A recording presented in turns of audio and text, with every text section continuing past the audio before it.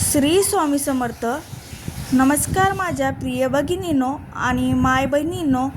आजचा हा व्हिडिओ खूप खास आहे, कारण आज आपण एका अशा साध्या पण प्रभावी उपायाबद्दल बोलणार आहोत.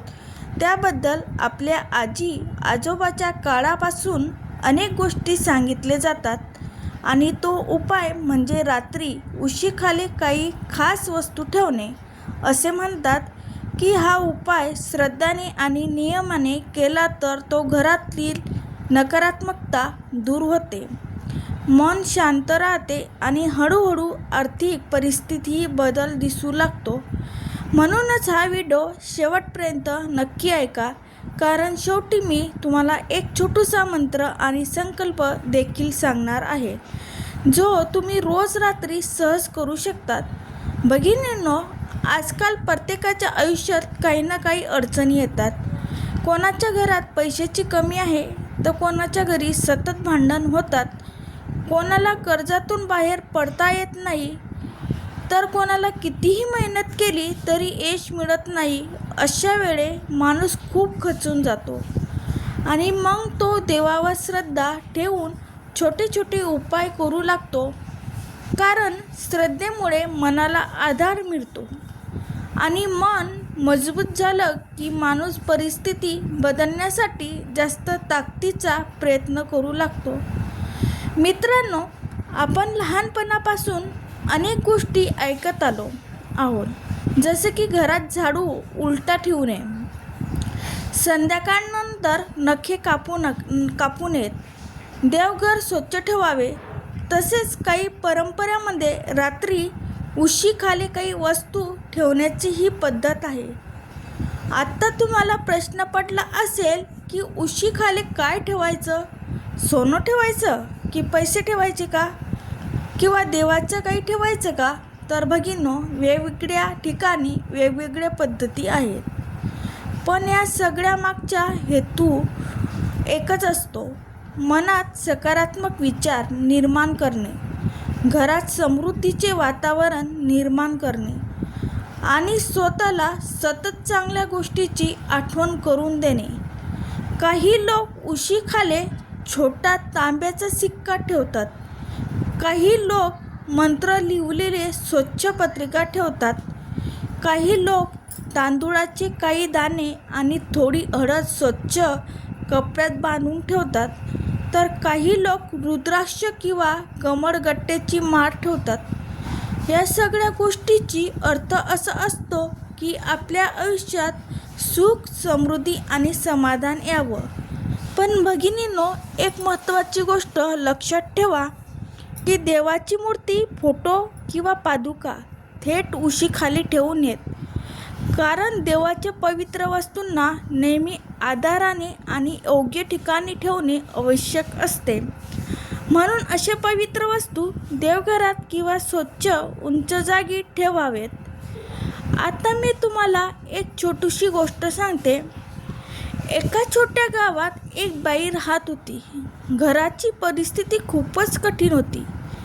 घरात सतत पैशाची तंगी, नवऱ्याचं काम बंद, मुलांच्या शिक्षणाची चिंता आणि रोज काही ना काही अडचणी. एक दिवस गावात आलेल्या एका वृद्ध महिलेने तिला सांगितलं, बाई, रोज रात्री झोपताना उशीखाली स्वच्छ कपड्याने थोडे तांदूळ आणि एक छोटा सिक्का ठेव आणि देवाचं नाव घेत शांत मनाने झोप. सुरुवातीला त्या बाईला हे सांगितलं सगळं विचित्र वाटलं, पण तिने श्रद्धेने तो उपाय सुरू केला. तो रोज रात्री देवाला प्रार्थना करायची, घर स्वच्छ ठेवू लागली, थोडी थोडी बचत करू लागली आणि महत्त्वाचं म्हणजे ती मनाने सकारात्मक राहू लागली. काही महिन्याने तिच्या नवऱ्याला काम मिळालं, घरात हळूहळू सुख यायला लागलं. आता काही लोक म्हणतील की हा चमत्कार होता, पण खरं पाहिलं तर तिच्या श्रद्धेमुळे तिच्या विचारामध्ये बदल झाला आणि त्या बदलामुळे तिचे आयुष्य सुधारायला सुरुवात झाली.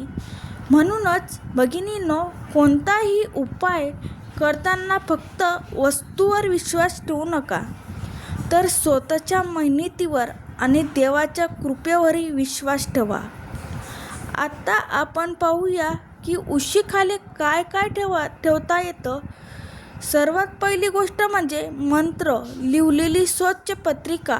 जर तुमची स्वामी समर्थावर श्रद्धा असेल तर स्वामीचे नाम किंवा मंत्र लिहिलेली छोटी पत्रिका ठेवू शकता.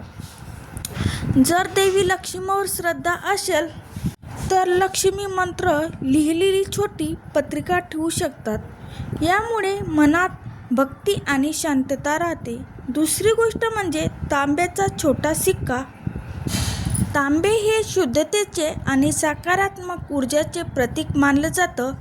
तिसरी गोष्ट म्हणजे तांदूळ. तांदूळ म्हणजे अन्न आणि समृद्धीचे प्रतीक. फक्त एक मूठ तांदूळ स्वच्छ कपड्यात बांधून ठेवायचे. चौथी गोष्ट म्हणजे थोडी हळद किंवा मीठ. हळद शुभ मानली जाते आणि मीठ नकारात्मकता दूर करण्याचे प्रतीक मानले जाते. काही लोक छोटा रुद्राक्ष व कमळगट्ट्याची माळ देखील ठेवतात.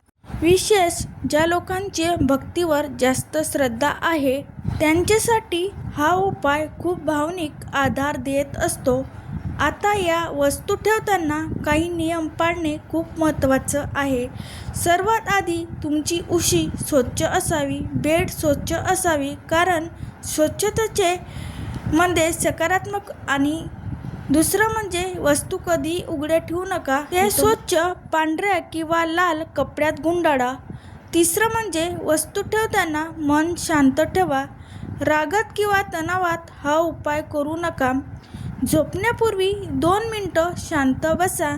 देवाचे नाव घ्या आणि मग वस्तू उशीखाली ठेवा. आता काही लोक विचारतात की हा उपाय किती दिवस करायचा, तर काही परंपरेमध्ये 7 दिवस सांगितले जातात.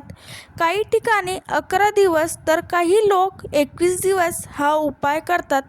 21 दिवसाचा नियम मनाला नवीन सवय लावण्यासाठी चांगला मानला जातो. जर तुम्ही हा उपाय करत असाल तर मध्ये सोडू नका. नियमितपणे श्रद्धाने करा आणि प्रत्येक काही दिवसांनी वस्तू स्वच्छ करा, कपडे धुवा आणि पुन्हा वापरा. यामुळे मनालाही ताजेपणा वाटतो. भगिनींनो, इथे एक महत्त्वाची गोष्ट लक्षात घ्या.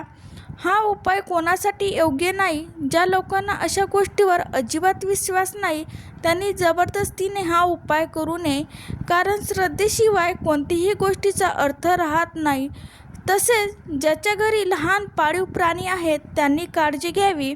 आणि सर्वात महत्त्वाचं म्हणजे जर कोणाला मानसिक तणाव किंवा गंभीर मानसिक समस्या असतील तर फक्त अशा उपायावर अवलंबून राहू नका. योग्य डॉक्टराचा सल्ला नक्की घ्या.